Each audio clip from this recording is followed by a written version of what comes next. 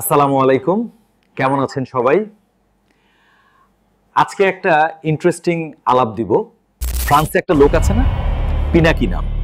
উনি তো অনেক কথাই বলেন। আচ্ছা, উনি কি কখনো আলোচনা করছিলেন ফরাসি বিপ্লবের পর ফ্রান্সে কি হয়েছিল? আমার জানা মতে পিনাকি সেটা জানলেও কখনো শেয়ার করেনি আপনাদের সাথে। আদৌ করবে কিনা সেটা নিয়েও সন্দেহ রয়েছে, কেননা এখানে তার এক বিশাল স্বার্থেও লুকিয়ে আছে।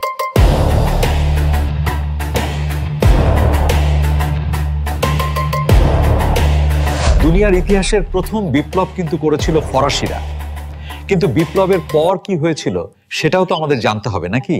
5ই আগস্টের পর আমি আমার পরিচিত সব মানুষকে ফরাসি বিপ্লবের ইতিহাস পড়তে অনুরোধ করেছিলাম। এর কারণ আমাদের মতো ফ্রান্সেও বৈষম্যের বিরুদ্ধে আন্দোলনের মাধ্যমে বিপ্লবের সূচনা হয়। জনগণ রাজতন্ত্র, সামন্ততান্ত্রিক বিশেষাধিকার এবং অর্থনৈতিক বৈষম্যের বিরুদ্ধে রুখে দাঁড়িয়েছিল, কিন্তু এর পরিণতি আশানুরূপ হয়নি। একদিকে যেমন স্বাধীনতা, সাম্য ও ভ্রাতৃত্বের স্লোগান উঠেছিল, অন্যদিকে উগ্রপন্থীদের দাপট, রক্তক্ষয়ী সন্ত্রাস এবং রাজনৈতিক বিভাজন বিপ্লবকে গণতন্ত্রের স্থায়ী ভিত্তি গড়তে দেয়নি। ফরাসি বিপ্লবের সাথে জ্যাকোবিয়ান ক্লাব নামে একটা রাজনৈতিক ক্লাবের ভূমিকা ছিল। তারা বিতর্ক, পাঠচক্র আয়োজন করতেন এবং সেখানে অনেক দার্শনিক, বুদ্ধিজীবীও আসতো, অনেকটা আমাদের বৈষম্য বিরোধী নেতাদের মতো অনেকেই, যেমন ফরহাদ মজহারদের সাথে একই ধরনের প্রোগ্রাম করতেন, অনেকটা এমন। তবে জ্যাকোবিয়ানরা ছিল উগ্রপন্থী জ্যাকোবিনদের নেতৃত্বে বিপ্লব দ্রুত চরমপন্থায় রূপ নেয়। তারা বিশ্বাস করত যে ভয় ও সহিংসতা ছাড়া শাসন প্রতিষ্ঠা সম্ভব নয়। এই ধারণা থেকেই শুরু হয় রেইন অফ টেরর বা সন্ত্রাসের রাজত্ব। বিপ্লবের নামে হাজার হাজার মানুষকে গিলোটিনে হত্যা করা হয়।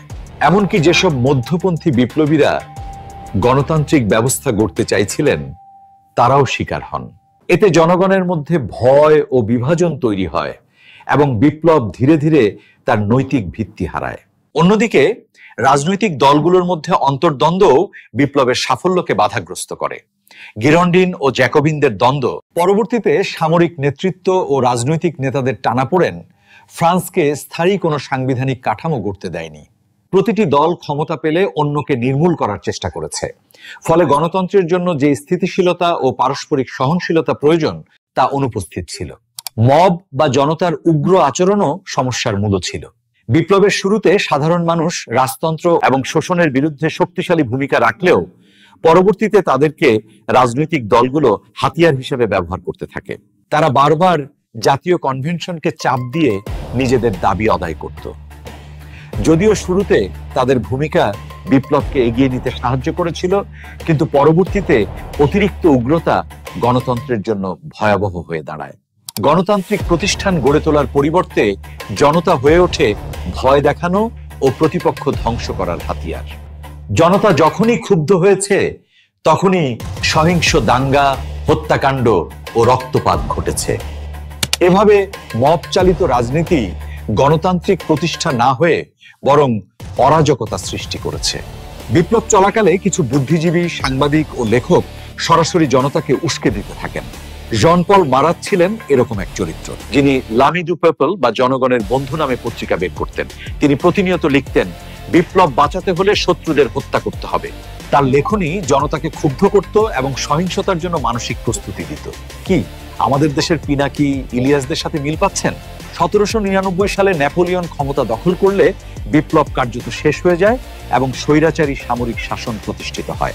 নেপোলিয়নের পতনের পর বোরবন রাজবংশ আবার ফিরে আসে, এরপর জুলাই রাজতন্ত্র, আবার দ্বিতীয় প্রজাতন্ত্র, তারপর দ্বিতীয় সাম্রাজ্য, এভাবে ওঠানামা চলতে থাকে।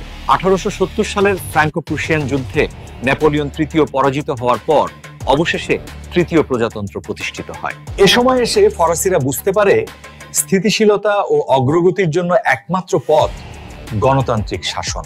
তখনই গণতন্ত্র টিকে থাকতে শুরু করে। তো কি বুঝলেন?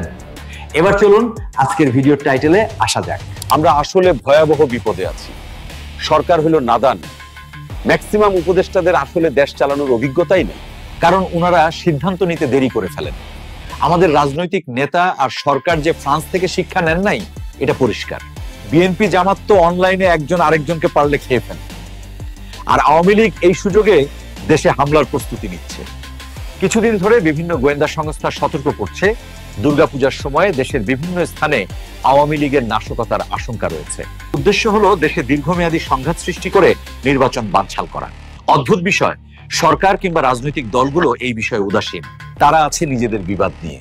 সরকার যারা চালাচ্ছে তাদের উচিত বড় ধরনের দুর্ঘটনা ঘটার আগেই সতর্ক ব্যবস্থা নেওয়া, দেশের সবগুলা পূজা মণ্ডপে কড়া সিকিউরিটির মধ্যে নিয়ে আসা।